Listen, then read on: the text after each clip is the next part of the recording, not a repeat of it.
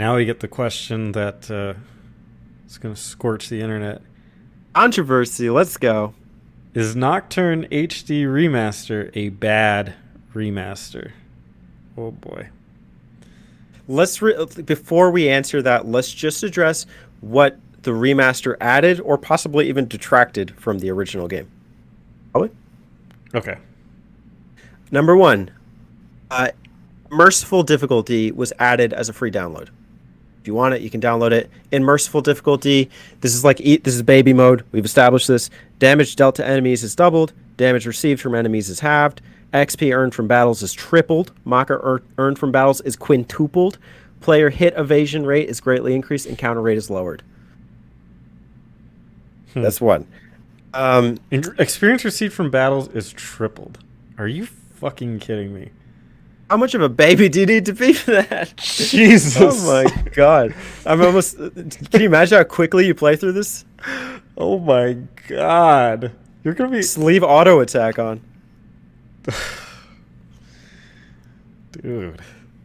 We describe it as a concession to modern gaming trends, acknowledging players who would want to easily experience the stories and endings.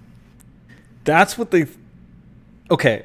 I get that people are babies now. Like, I totally see it. I understand. To this extent, I don't know about that. Welcome to SMT3 Nocturne the movie. Have your popcorn. Yeah. I'm curious to see what 5 looks like, if this is what they think modern gamers are supposed to handle. I'm like, they better not screw that up. No, I don't think they will, though. Okay.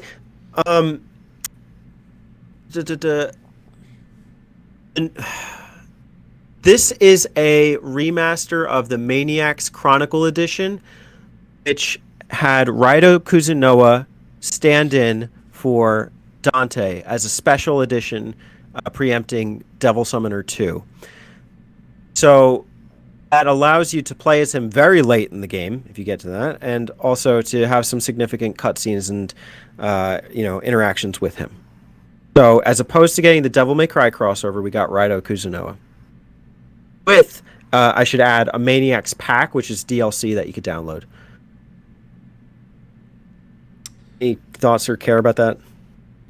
Well, I see a note here. I don't give two shits about Dante. I'm throwing that out there. But it looks like you have to pay for that. Like, that DLC is like a $10 fee. Yes. To play the game that already came out in America. Yeah. I understand that. Here's my thing, though. It's like, you want to play as Dante so bad, get a PS3 and download the game for $10.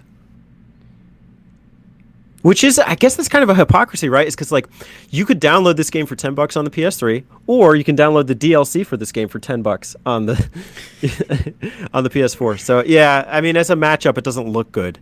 Now, I'm a capitalist. I'll throw that out there to the world, and I love the idea that they did that. I think it's hilarious. I don't think it's a good value, but if they want people to pay it, then and people do pay it, then good on them. I'm totally happy. Yeah. For me personally, that's fucking lame, and I would never pay for that.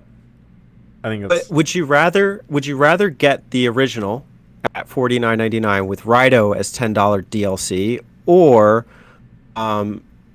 would you rather get the version that never came out in America localized with the original as DLC?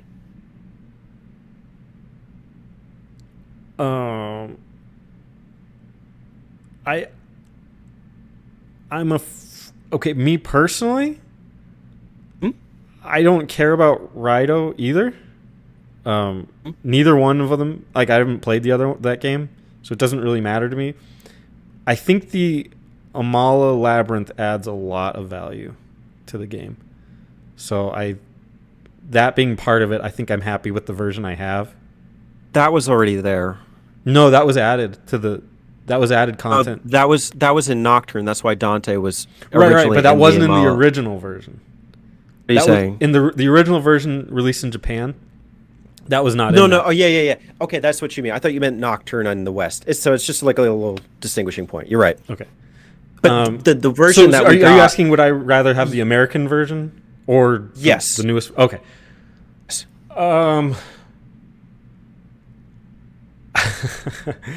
Yeah, I guess neither Well, one of them matters too much to me, but yeah.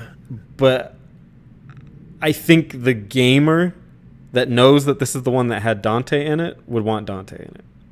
Sure, but only 0.505 million people in Yeah. America wanted this anyway. That's the So, ironic so part of whatever. it. Who's bitching, right? My thing is like, you have a game that never was localized being given localization, and that deserves applause. Whether this is sloppy or not, having it be DLC that you have to pay for, they did put the game out at $49.99 at launch at retail. Most games launch for $59.99. So if you do care that much about having Dante to play as, you can pay the price of a full game to get Dante. The other two DLC packs are garbage. One is for background music, and the other is for an optional dungeon that leads to no narrative. Damn. Just for grinding if you want it. So that's $69.99. Here's the thing, right? I'll read this. This is from Polygon, bringing new sources in. While the new HD remaster boasts the ability to choose between the two demon hunting guest characters in order to play Dante's version, you'll either be paying an extra $9.99 fee for him as DLC or purchasing the $69.99 digital deluxe edition. You don't have to buy the digital deluxe edition. If you're buying that, you're getting played. I believe in capitalism. If you want to release a game like that, go for it. But me personally, I ain't paying for that. I mean, I didn't pay for any of the DLC packs. I don't care. That's shit. I understand, but you can already experience Nocturne with Dante on the PS2 and the PS3. Mm-hmm. So to me, it's more exciting that they have the Raito segments. And also voiceovers. They put voiceovers into this game. Do you care for that? They were fine. The problem is I'm so used to that at this point. I didn't even realize they weren't in the original until I read about it. So it was like, oh, sucks for them. Back then, I guess they were just, I don't know. They don't sway one way or the other with me that much. In a game where there's more talking, I think I would have been happy. But this one there isn't. It's not like there's like a million. It's not like Persona where there's like a million different scenes every day where they're talking. I think as a remaster. Well, can we talk about the things that were omitted first? All right, go ahead. Before we answer it, because this is pivotal in saying if this is good or bad. Okay, again from Polygon, D'Angelo Epps. He reviewed this game on the day it came out, so good for them for having review copies. Atlas gave the game a nice overhaul, cleaning up and fully retexturing models and upgrading the lighting. However, don't expect the same for the FMV cutscenes, as they still have the same 4:3 aspect ratio you'd find in the original version. That stand out to you when you're playing? Not really. His statement is weird. He's saying nice overhaul, cleaning up and fully retexturing models and upgrading the lighting. However, don't expect the same from the FMV cutscenes, as they still have the same 4:3 aspect ratio. Is he also saying that they're not fully retextured and upgraded, or is he? I don't think they are. I think they're, because I just, in my second playthrough, I paid more attention to it, and they look the same. The same as like the stand, like, you know how everything's kind of like polished and looks kind of colorful in the game. Yeah, those they have more of a grainy look. I will say, it's hard because I didn't play the original, so I don't really have a base point. But when I see something that says HD remaster, I guess I'm not thinking high definition remaster. I'm thinking remaster so it'll look good to me now. And I don't think this game looks that good to me. Now, maybe it's now in HD. Like, yeah. by the fact that it's, the new screen size, the new, not 4:3, but like, whatever the 6:10, 9, or whatever the new one is. Maybe that's what it actually means by HD remaster. But my opinion of a remaster is it should look good now. And I think it looks like a PS2 game. And to me, that's a problem. It's a remaster, not a remake. Can't remaster would you say like Ocarina of Time remastered the environments to look much better on the 3DS? I think they look better. I would say that the 3DS is understandably about the same visual quality as a N64. Yes. So, I mean, I guess I'm scaled down on what I want for that. I'm trying to think of other remasters like HD. That I guess at a certain point, a remaster is treading on remake. If you're doing too much to it, and it's like, where do you go? Where do you go? Right. Leaning one way or the other. If they repurposed like the walls to like look different, like there were some Atlas vending machines. I thought that was cool. I don't know if that was in the original game, but like if we're gonna call a remake a remake, we have to know what they remade, what they did differently. This is not doing things differently. It's more so to preserve the original experience, I would think. Mm-hmm. Yeah, I don't know. I bought it, so clearly it was up to snuff for me at least to buy the game. So there's that. I could totally see why people would not be happy with this. Just a few more reasons. Can I get into it? Yeah, let's hear it. Okay. Voice acting brings a whole new feeling to these characters in the game overall. Again, Polygon. I really wish I could say the same for the music. Its heavily compressed quality had some charm on the PS2, but this remaster deserved more. A remastered official soundtrack has been released in the past, so it's a mystery as to why Atlas didn't import that over the original game version here. Yep. As I've stated, I'm not a huge fan of the soundtrack. Maybe the fidelity was what took me out of it. I can't speak to that. I'm not a music audiophile, so I wouldn't have known that. But I was not a fan of the music per se, so that I guess makes sense to me. I don't know that it being cleaner would have made me like it more, but I didn't like question it at any time in my playthrough, being like, this sucks, like that. Oh, why doesn't it sound great? I think it's just, a real aficionado would pick up that it's different. Somebody who's maybe really into the games. Somebody that knows would be. That was my big thing with like Dragon Quest 11, because I played through the whole PS4 version and was fine with it. And then I made like some video like what the like 5 worst things about Dragon Quest 11, just trying to be clickbaity or whatever. And none of it was about the soundtrack, because I don't give a shit. I liked it. It was Dragon Quest music. I love it. And then somebody mentioned like, I can't believe you didn't even mention the soundtrack. And turns out if you look up like the original PS4 version soundtrack thing, everyone's pissed off because it's not orchestrated.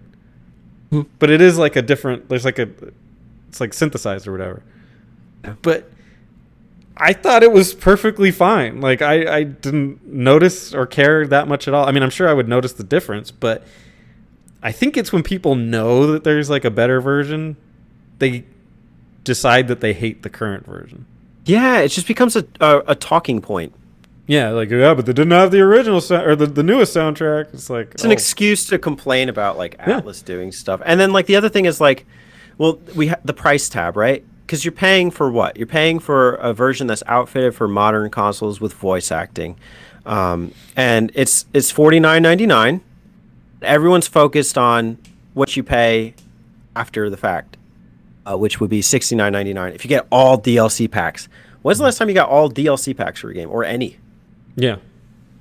I don't do that, so I don't see that as the price tab. If you want the digital deluxe, you're getting a deluxe. There's a reason it's deluxe. That's something else. Mm-hmm. You're getting multiple games technically if you get even one DLC pack.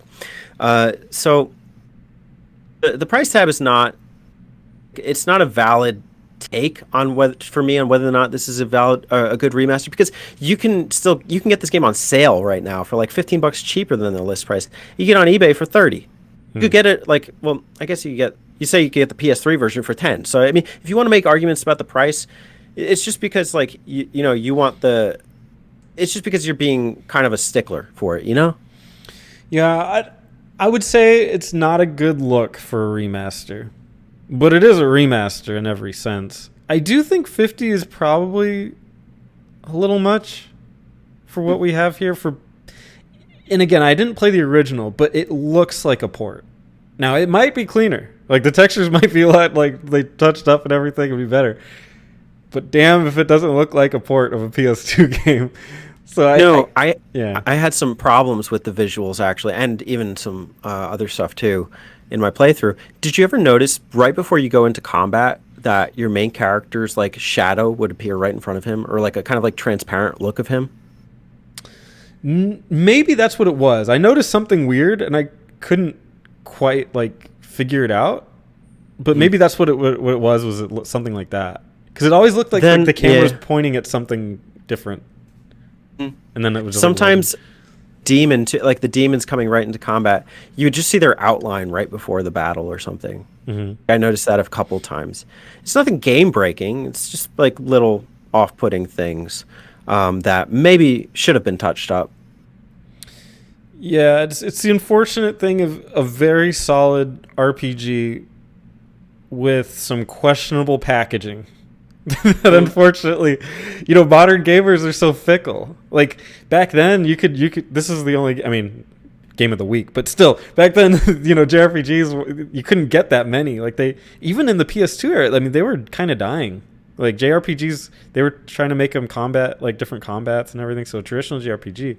Nowadays, God, you hand somebody this and they're not ready for it, they'll toss this to the side and be like, "Oh no, I'm gonna play Final Fantasy VII Remake or something." So I can see. I just think it was a bad look for a remaster, but it is a remaster in like every sense. So it's hard to say if it's good or bad. I would wager it's bad. I would go on the side of bad. Okay, if I had to pick. Good game. Yeah, I think it really depends on what do we expect from a remaster. Ocarina of Time Remaster had done like the extra or what the hell did they call it? The Master Quest mode, but they completely changed the dungeon order, so you get a whole bunch of bonus content there. It was outfitted for 3D, so you could experience the world of Ocarina of Time in 3D. I think people are looking for like these additions, and I don't know, like the addition of voice acting is great. I loved it, and I like how good this game looked, but it did have little tiny problems that, although not game breaking, were somewhat annoying.